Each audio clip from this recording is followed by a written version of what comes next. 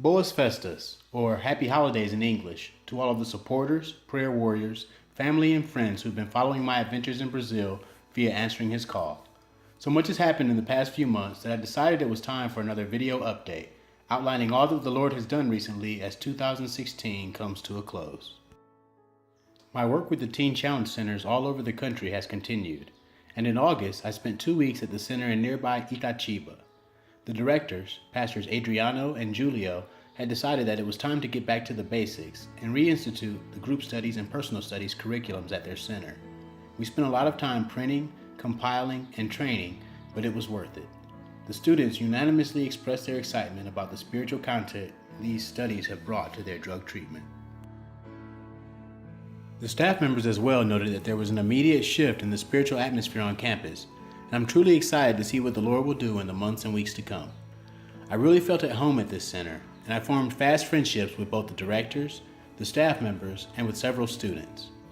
I was also blessed with several opportunities to speak in the community, including sharing my testimony at a nearby women's center, at the center's coffee house ministry, and preaching at 3 different congregations in the area. I left Itatiba on August 18th, hurrying back to Sao Paulo to prepare for the next adventure. From August 21st to 28th, Teen Challenge of Brazil played host to Bob and Leanne Bachman from Sustain Hope, who offered free training to our Teen Challenge Centers on the subject of sustainability. The Bachmans brought several great ideas for sustainable solutions from their travels all over the world, and got a chance to meet representatives here from 9 different Teen Challenge Centers in 4 different states. I acted as their transporter, translator, and tour guide, so we got to know each other pretty well. Together we visited the Teen Challenge Centers in Rio Claro, Itatiba, Indaiatuba, and 2 centers in Minas Gerais. The Bachmans also got the chance to meet Pastor Renato Silva, our recently named Director of Sustainability. At his second phase center in the city of Indaiatuba, we had a great brainstorming session about several of the ideas that he has to make Teen Challenge Centers in Brazil self-sufficient.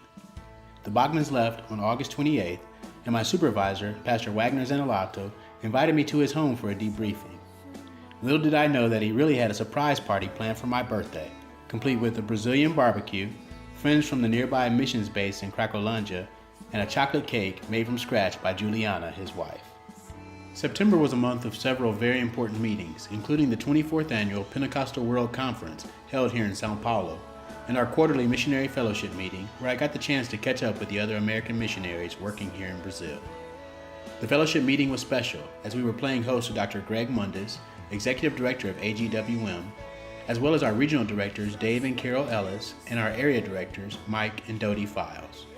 We were even blessed with a special report from Sister Doris Johnson, wife of the late great Bernard Johnson, who has served on and off the field for more than 50 years. September 19th was also the quarterly meeting for the Teen Challenge of Brazil Board of Directors.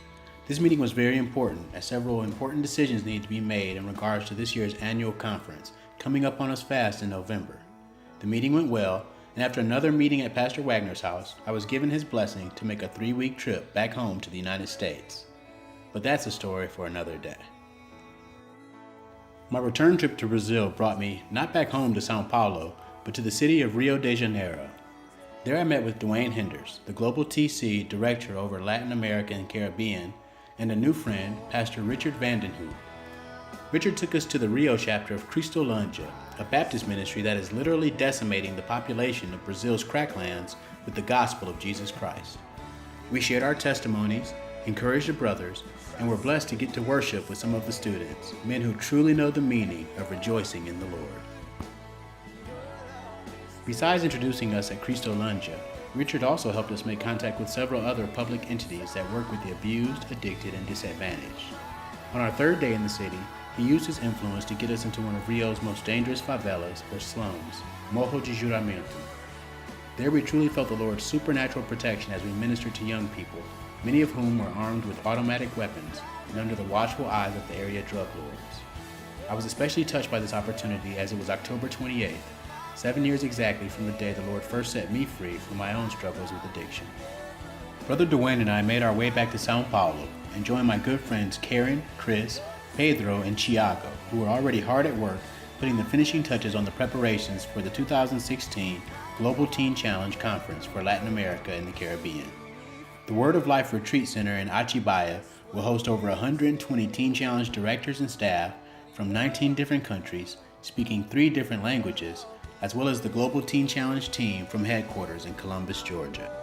From the moment the conference participants began to arrive, I saw we had our work cut out for us, but the Holy Spirit's presence was clearly felt, and language and cultural barriers just dissipated as the conference got underway. The theme of the conference, Unleash the Hope, was clearly outlined by Brother Jerry Nance, President of Global Teen Challenge, Vice President Phil Hills, COO Kevin Tyler, Dwayne Henders and Norbert Schinholz, Co-Regional Directors for Latin America and the Caribbean, and the Director of Curriculum, Greg Fisher, who also led a 4-day intensive with several Brazilian TC staff members on the Lead Like Jesus curriculum. Several of the students later remarked that this particular training couldn't have been more timely, but the big hit of the week were the nightly keynotes by Pastor João Martins, former Vice President of Global Teen Challenge and Director of Teen Challenge Portugal. The conference was truly a time of refreshing, as several new friendships were made and many old wounds from the past were finally healed.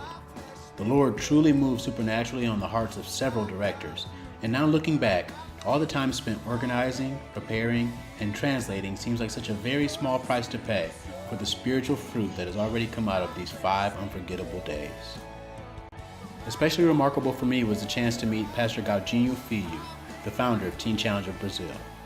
The Global Teen Challenge team stayed around for a few days after the conference and got to share the TC vision at a local church, visit a nearby center in Sao Paulo, and see firsthand the scope of the need here after a visit to Crackland.